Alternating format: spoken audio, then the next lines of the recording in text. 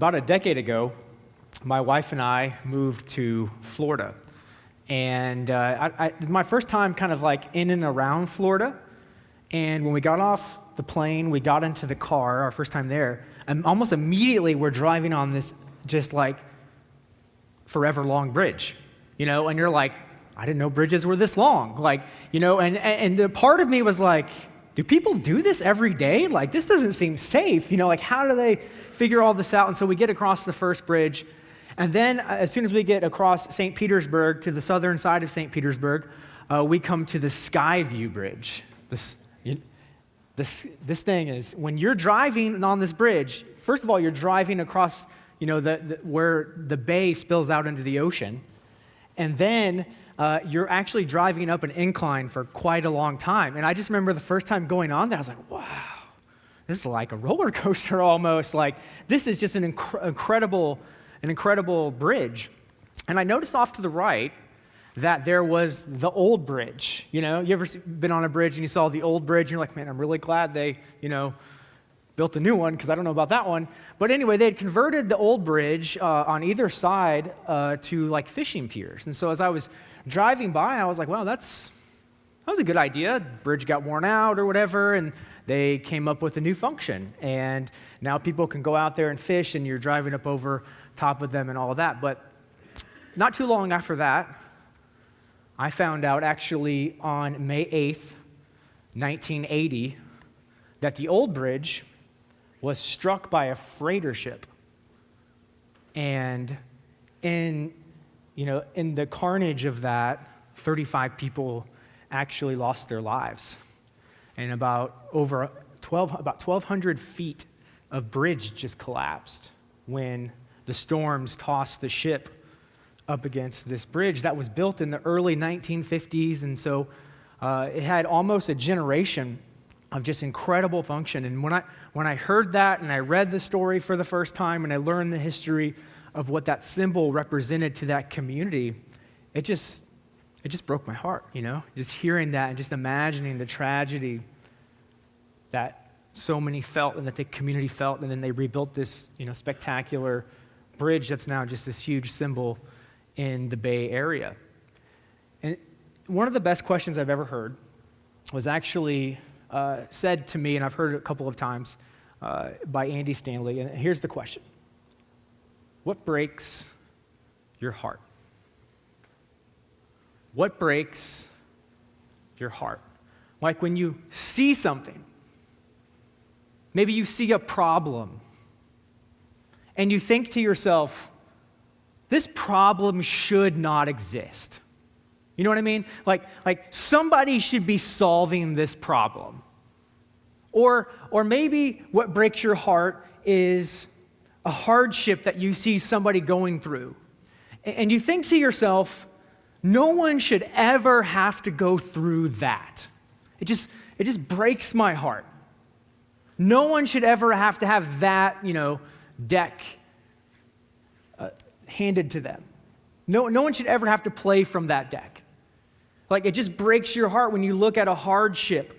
Or maybe there's some reality in the world. Maybe it's close to home, maybe it's far away. And you look out and you kind of think to yourself, it's kind of intuitive, but that ought not be.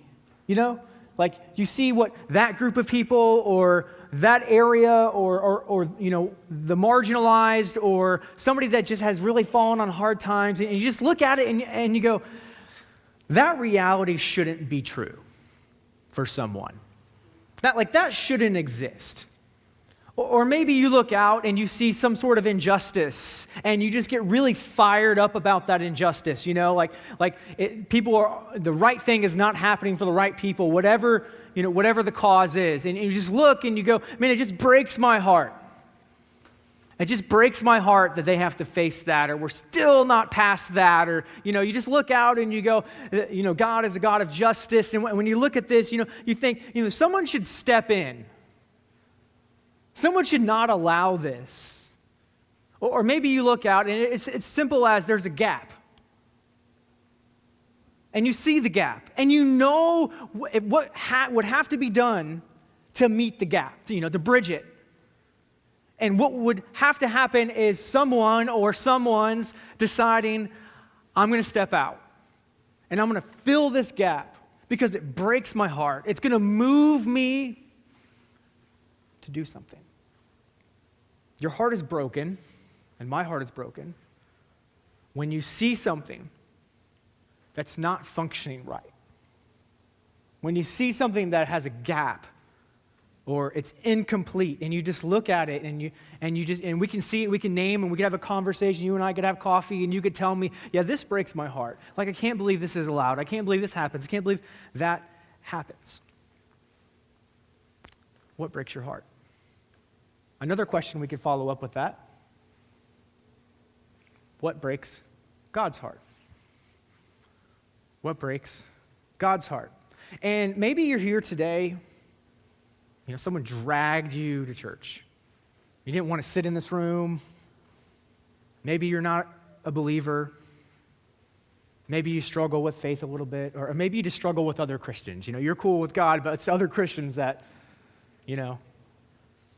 So I think you're going to resonate a little bit with what breaks God's heart. I really do. I think you're going to go, yep, that's it. And so here's what I think breaks God's heart. And we find it in James chapter 4, verse 17. If anyone, that's all of us, if anyone then knows the good they ought to do and doesn't do it, it is sin for them. It is against God. It is wrong. The omission of action is sin in some circumstances. And it breaks God's heart because he looks at you and he looks at me, if we call ourselves followers of Jesus, and he reasons to himself, they have the light. They know the way. They know me. They've experienced my grace and my goodness. They know that I'm the kind of God that wants to fix broken things. I've healed their heart, and they have put their faith in me, but it's not translating. And it's certainly not transforming. And at times, God, I think his heart is broken because he looks down and he sees churches and he sees Christians not functioning. Like incomplete versions. And so God's heart is broken. His heart is broken when something breaks your heart and you do nothing. And I do nothing. And God looks at us, and I think this is a question we all need to wrestle with. As you think about your following of Jesus, as you think about your saying and your doing, as you think about your knowing and your behaving, is there a gap between your seeing and doing? Like when you really analyze your faith and your following of Jesus, is there a gap between what you see that should be done and what you're actually doing? What you know should happen and what you actually end up doing? Is there a gap? Is it like there's, and when there is a gap, it's like the church, your faith is supposed to be a bridge. And when there's a gap, it's like people who need to get across, people who need to get to the other side, well, they can't. They can't because we're not functioning. We're incomplete. Something is keeping us from being the people that God has asked us to be. Now, John, you remember John, the disciple that Jesus loved. Isn't that cool that John wrote that about himself? Jesus loved me, The disciple that Jesus loved. And maybe Jesus really did love him a lot because he outlived all the other disciples. He lived to be a very old man. And he ended up writing later in his ministry, some 30, 40 years after Jesus. And he wrote the Gospel of John. It's in the Bible, Matthew, Mark, Luke, John. That was John, the disciple of Jesus. And he also wrote some letters, 1st, 2nd, and 3rd John. And this was after most of the originals, had either been killed or they had died or whatever the case may be. And here's what you have to know. So as it's 70, 80 AD, it's been a generation of Christianity. And it has spread around. Paul's gone. James, Jesus' brother, is gone. Peter's gone. And here we have John sort of being the only lasting voice from the generation that started this whole thing. And John, in his older age, as Christianity was entering its second generation, sort of transitions into this grandfatherly role, this elderly role for the church, especially the churches in and around Ephesus. And so when John sits down to write 1 John, I imagine him he's beginning to see and sense this gap. It's starting to emerge. And as John is writing, I hear him writing with a broken heart, because there's something that's threatening the church. And he fears that it's going to result in an incomplete, not functioning fully church. And so here's how John opens his letter. 1 John 1, 3 through 4. Here's what it says. We proclaim to you what we have seen and heard, so that you also may have fellowship with us. And our fellowship is with the Father and with his Son, Jesus Christ. So John is writing, he's talking about we. He's talking about this is the group of people who started this whole thing. He's like, this is what we've seen. This is original. This is authentic. And we've had this connection with Christ and his church, and it's been just together and working and functioning. And we write this to make our joy complete. In chapter 3, verse 7, John also says something like this. Dear children, do not let anyone lead you astray. And so John opens the letter saying, you're missing something. We want your joy to be our joy. We want you to experience the Christianity that we saw with our eyes, that we touched with our hands, and all the alarm systems are going off in John because he's looking out, he's seeing the church, he's hearing the reports, and he is worried that what he has spent his whole life building and others had died for is now changing. And so he writes 1 John, I think, to try to preserve authentic, handed down by Jesus Christianity. He's the last one. He's the last one, and he wants to give one more effort to this is what we learned. This is what Christianity should look like. And also, in doing so, I think he's trying to prevent an incomplete version or a watered-down version or a less true version, a not functioning right version of Christianity. And John's afraid. He's afraid that if incomplete and inauthentic and unoriginal Christianity gets passed down, two things will happen. People won't see Jesus. The second thing, and this is where you should lean in a little bit, the followers of Jesus won't share in the complete joy that he's talking about.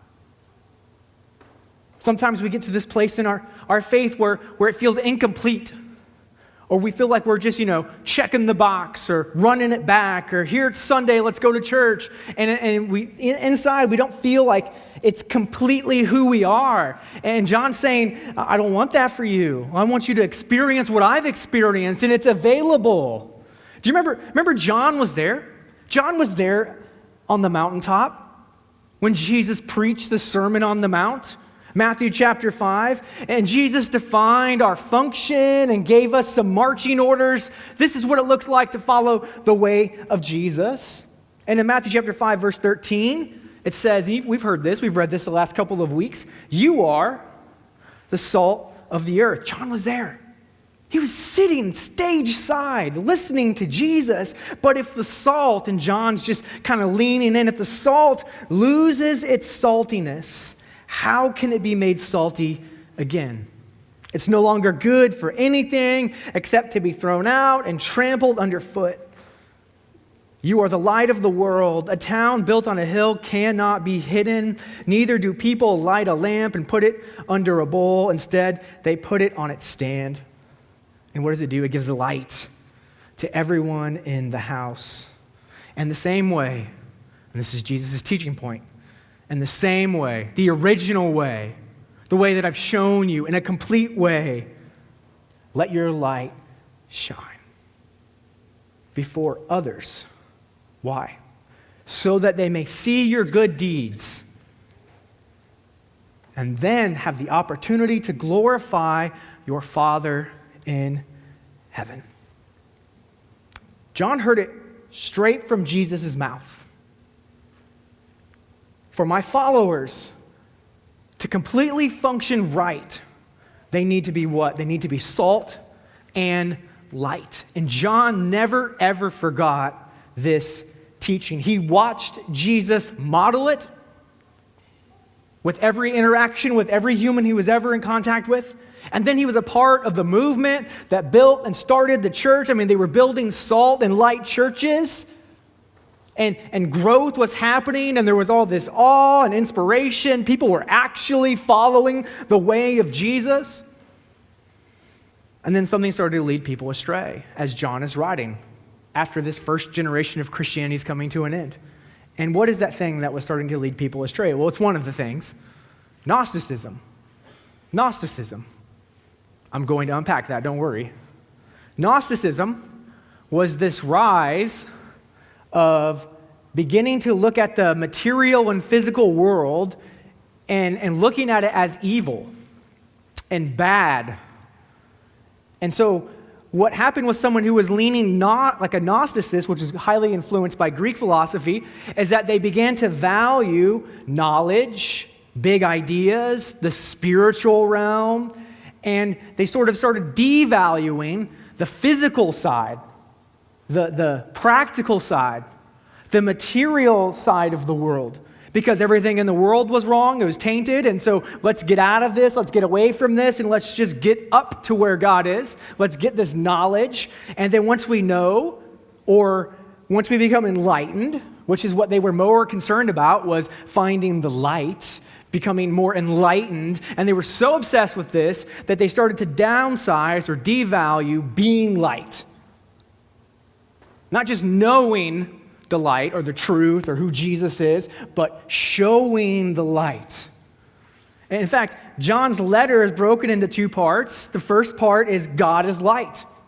The first couple of chapters into chapter 3, he's talking about who God is. God is light. God is light. He says it so many times in so many different ways. Yes, he's the highest thing we can know. Yes, he's true, true knowledge. Yes, it's spiritual. But then he gets to part 2.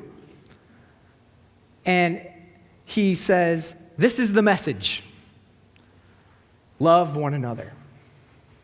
So, yes, we need to know God. We need to understand who he is. We need to have, like a spiritual, higher knowledge of all of that. But it also needs to be practical. It also needs to be physical. It also needs to be incarnate, our Christianity. And so what did John fear? He looked out. Here's what he began to see. Contaminated Christianity. He's looking out and he's going, wow, that's not the right mixture. There's a lot of light, a lot of, let's know this, let's be right, let's, find out the truth, and, bullet point, bullet point, bullet point. But there's not a lot of love there. And so John pivots in the middle of his letter to start talking about how that's not the Christianity that I saw Jesus live out. It was light and love. And so it's contaminated. There's all this value over spirituality, and John is going, no. It's 100% a spiritual thing and 100% in this world right now, physical thing. And so we can't have light.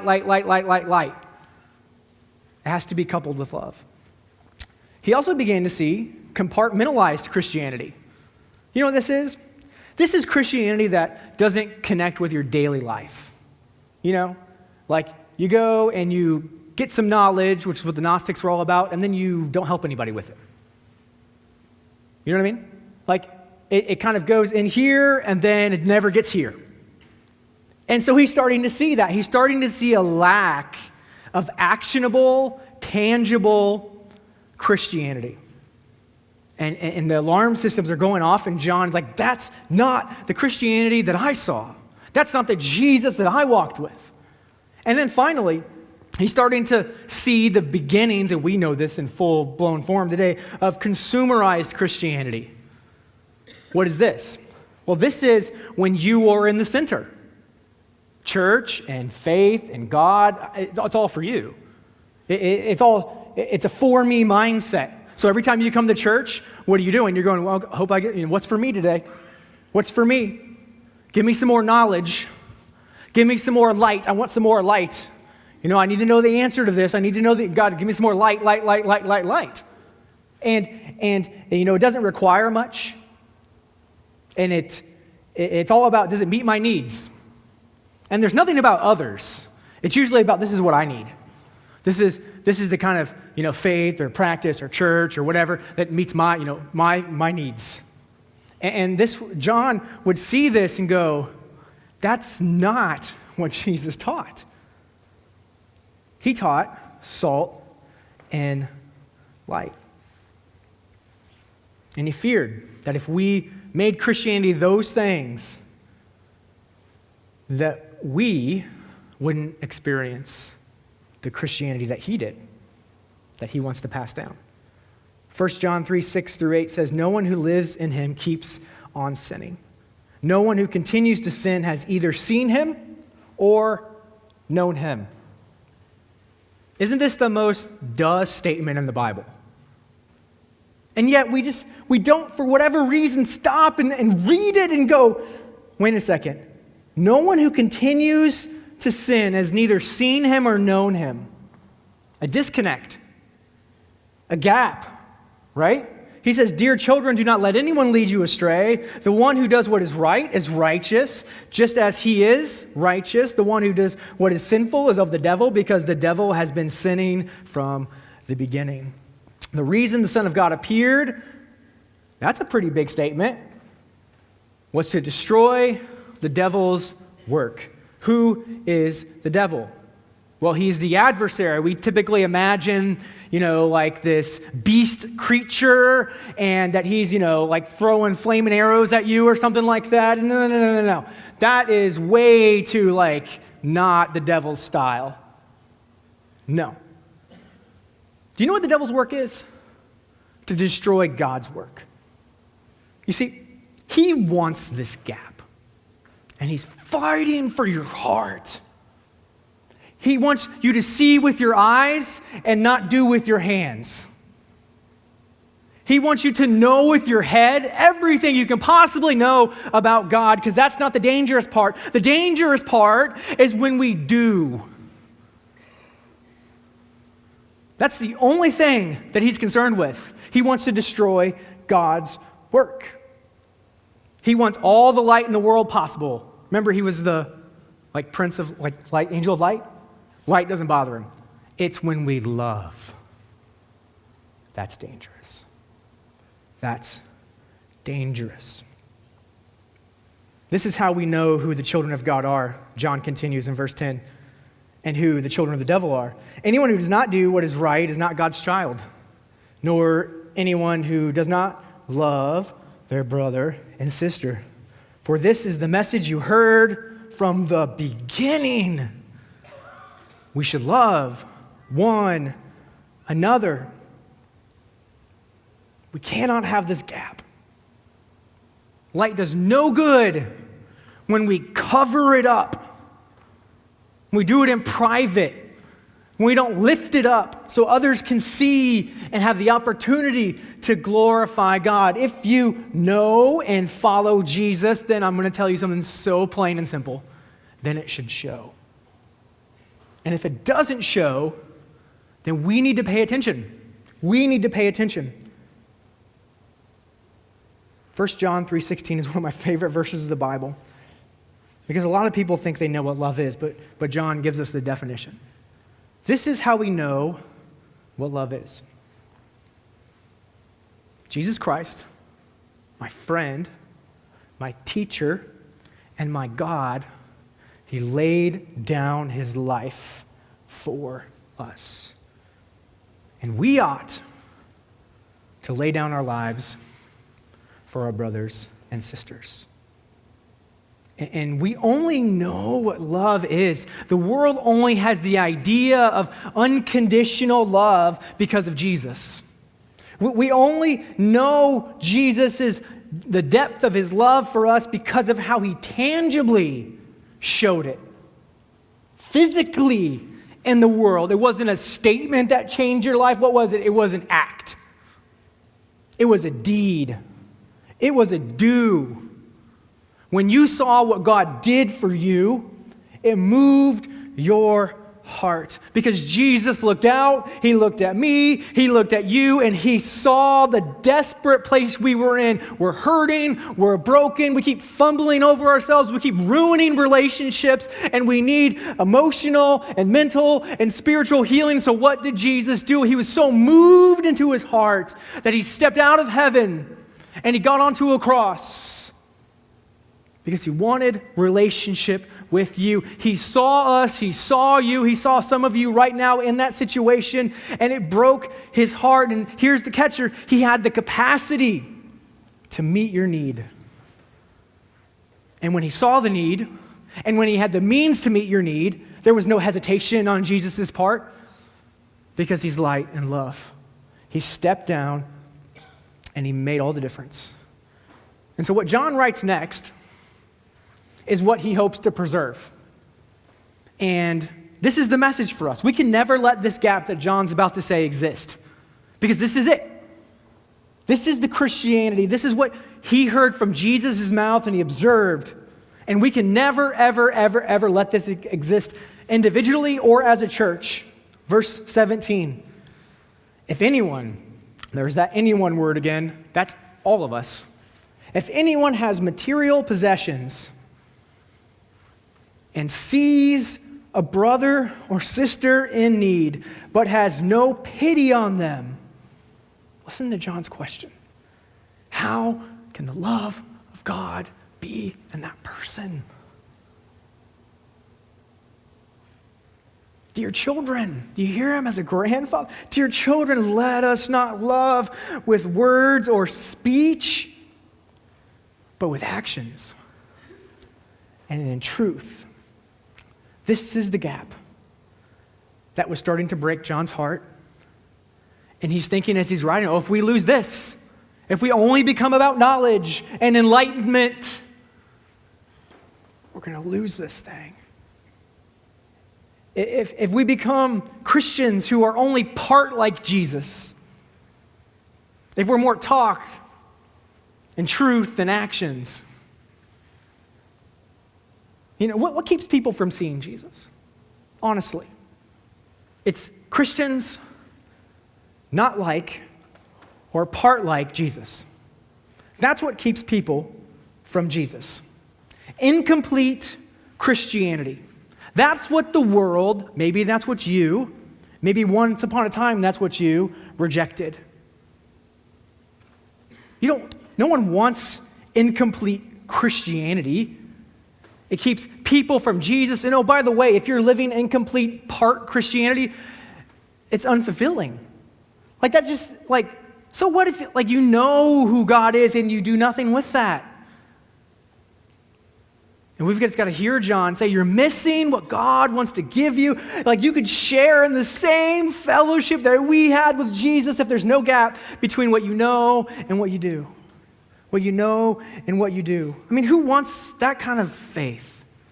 If that was how I, practice and sometimes do, I'd cover that one up too, That's why no one lights a lamp and, covers it up because, you want to give light to everyone around you. But, if it's contaminated or if it's become consumerized, let's cover that up. No one wants to buy that. It's no longer good for anything. So what do? Because it's true for me sometimes. There's a gap. And all week long, I just kept sensing God tell me, Tim, don't get up there and talk if you're not going to do this. You know? Because that's how serious this is. This is so big. And this formula comes from John and this verse. And I think it bridges the gap between knowing and doing, between saying and acting, between seeing and loving. And here's what it is. If you see a need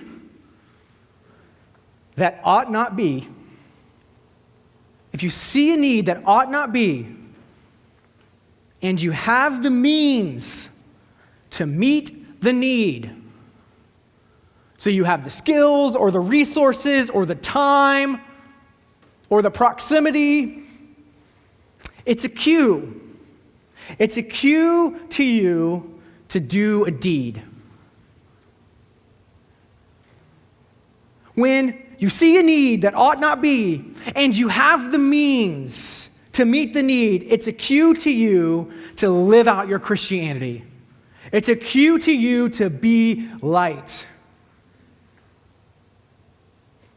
There's a story I heard a few years ago on the Gulf Coast of Florida, actually the Fort Myers area, and there was a church in that city on a corner, and nearby the church, there opened up another business of operation where people who liked to dance would go there, and people would go there late at night. And during church one day, what started happening outside is people started picketing, like, this is a bad thing for our community, and, we don't need adult venues like this, and that sort of thing. And so they would start to picket, and then there was an older lady one day in church, and she, as the pastor was praying, she started feeling a nudge, like God was telling her to do something crazy. And what was that nudge? She was seeing the picketing and the harsh reaction and all of that, and she thought that God was pushing her to go share the love of Jesus with the workers who worked at this business. And cookies, and then give them cookies. Right? And so what does she do? She bakes some cookies, and she goes into the establishment, and she begins to hand out cookies and tell people that she loves them and cares about them. And she's an old lady. And over time, she kept doing this. The initial person she met quit because it made such an impact on her life. And then once that happened, she started getting her granny friends together and baking some more cookies. And they all started going. And they kept just sharing the love of Jesus. Nothing overly judgmental or whatever, but just being present. How are you? You matter to us. Here's something delicious to eat. What happened over time is that more dancers kept quitting. And another one quit. And they had to close it down. All because a grandma felt Jesus nudge her to show love. And it glorified her Father in heaven. If you feel a need, if something breaks your heart, if you don't like something, it's a cue to you to do your part. This is the Christianity that Jesus taught his disciples, and that John is begging us, please adopt this. It's about knowing God, and it's about doing the things that God did. It's about having light and letting your light shine. So what breaks your heart? Seriously. Like when you look at it and you go, man, that ought not be. Or they shouldn't have to go through that challenge alone. Or somebody should start something to help that. Or somebody should go do that. Or somebody should help this group of people.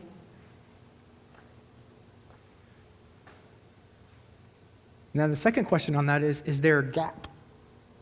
something is stirring in your heart to do for someone, let's close the gap. It's a nudge to you to close the gap. And so what we're going to do today is we're going to do a challenge. Last week we did a SALT challenge. Many of you took a card and you did a word challenge, and several of you celebrated that online. We'd love for you, if you didn't get a chance to do that today, because we want to know how many salty words we spread across our area. But today is a light challenge. We're going to give you a deed on the card. And you're going to be challenged, if you take a card in just a moment, to do something. Saying something is good, it's important, we should never get rid of that, but we are going to be salt and we're going to be light. An example of something on the card is call a local nonprofit, find out what their food need is, go buy a bunch of food and take it there. Right?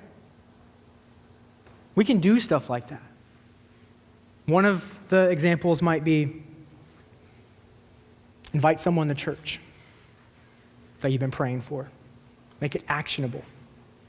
There's so many examples. But what I want to say is, if you want to be the kind of Christian, the kind of follower of Jesus that doesn't just talk the talk, then you need to develop a habit of walking the walk. One thing that I saw happen in me last week, because I had a SALT challenge, was I was just more aware of using my words for good. And I hope that if you take a deed challenge today, it just continues to transform you into the person that Jesus is trying to change you into. And again, this needs to happen like soon. So like within this week, maybe 2 weeks. Let's do it now. Let's bridge the gap. Like what would happen? What would happen if whenever we felt a need, whenever we saw a problem, what do? We decided to step out or step up. Or we found someone who could. What would happen? What kind of message would that send to the world if the church, if your faith was actually a city on a hill and it was actually functioning as salt and light? Do you know what would happen? People would see God in their world through our heart and our words and our deeds, and it all goes together. They're going to see Jesus when you're salt and light. Now, what if every place had salt and light Christians?